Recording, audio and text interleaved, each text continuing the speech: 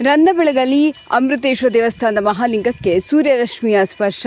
ಪ್ರತಿ ವರ್ಷದ ಯುಗಾದಿ ಹಬ್ಬದಂದು ಸೂರ್ಯೋದಯದ ಸೂರ್ಯರಶ್ಮಿಯು ಲಿಂಗಕ್ಕೆ ಸ್ಪರ್ಶವಾಗುವ ಅಮೋಘ ಗಳಿಗೆಯ ಸಮಯದಲ್ಲಿ ಸಹಸ್ರ ಸಂಖ್ಯೆಯಲ್ಲಿ ಈ ಅದ್ಭುತ ದೃಶ್ಯವನ್ನು ಕಣ್ತುಂಬಿಕೊಂಡ ಭಕ್ತವೃಂದ.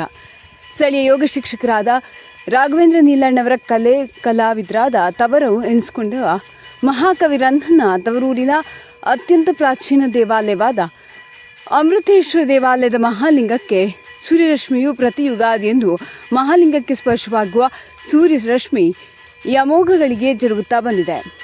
ಈ ಸಮಯದಲ್ಲಿ ಸಹಸ್ರ ಸಂಖ್ಯೆಯಲ್ಲಿ ಭಕ್ತರು ಪಾಲ್ಗೊಂಡು ಈ ದೃಶ್ಯವನ್ನು ಕಣ್ತುಂಬಿಕೊಂಡು ಭಕ್ತಿಭಾವದಿಂದ ನಮಸ್ಕರಿಸಿ ದೇವರ ಕೃಪೆಗೆ ಪಾತ್ರರಾಗ್ತಾರೆ. ಭಾರತೀಯರ ಸಂಸ್ಕೃತಿಯಲ್ಲಿ ಇಂದಿನಿಂದ ಹೊಸ ವರ್ಷ ಪ್ರಾರಂಭವಾಗುವುದು ಎಂದು ತಿಳಿಸಿದರು. ದೇವಾಲಯದ ಅರ್ಚಕರಾದ ಪಂಡಿತ ಪೂಜಾರಿ ಅವರು ಚಾಲುಕ್ಯರ ಕಾಲದ ಈ ದೇವಾಲಯವು ಅತ್ಯಂತ ಭವ್ಯ ಮತ್ತು ಅಮೋಘವಾದ ವಾಸ್ತುಶಿಲ್ಪ ಕಲೆಗಳಿಂದ ರೂಪುಗೊಂಡಿದೆ. ಸೂರ್ಯೋದಯದ ವೇಳೆಯಲ್ಲಿ ಮಹಾಲಿಂಗಕ್ಕೆ ಸೂರ್ಯರಶ್ಮಿಯ ಸ್ಪರ್ಶ ಸಂಭವಿಸುವುದನ್ನು ಹೇಳುವುದರ ಜೊತೆಗೆ ಹೊಸ ವರ್ಷದ ಶುಭಾಶಯಗಳು ತಿಳಿಸಿದರು. ಈ ಸಂದರ್ಭದಲ್ಲಿ ಪಟ್ಟಣ ಪಂಚಾಯತ್ ಅಧ್ಯಕ್ಷ ರೂಪ ಸದಾಶಿವ ಹೊಸಟ್ಟಿ, ಸದಾಶಿವ ಪುರಾಣಿಕ್, SP ರಡರಟ್ಟಿ, AM ಕಂಬಾರ, ಸದಾಶಿವ ಹೊಸಟ್ಟಿ, ಈಶ್ವರ ಪೂಜಾರಿ, ವಿಠಲ ಮುದೋಳ, ಮುತ್ತಪ್ಪ ಹೊಸಪೇಟೆ ಇನ್ನಿತರರು ಉಪಸ್ಥಿತರಿದ್ದರು.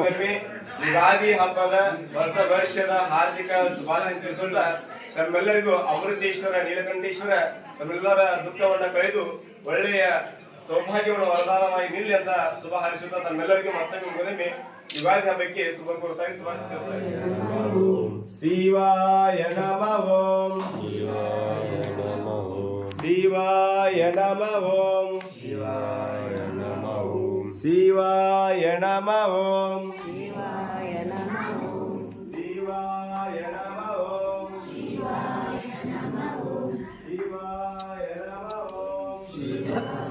ನಮಃ ಓಂ, ಶಿವಾಯ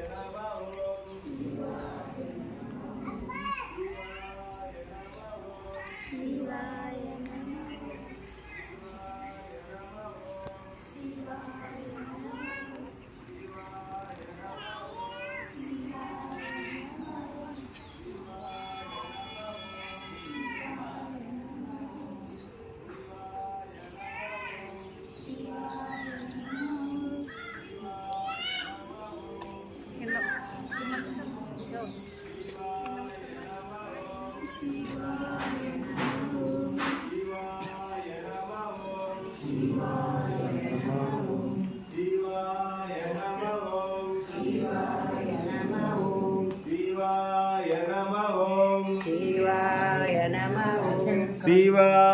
ನಮಃ ಓಂ, ಶಿವಾಯ ನಮಃ ಓಂ, ಶಿವಾಯ ನಮಃ ಓಂ, ಶಿವಾಯ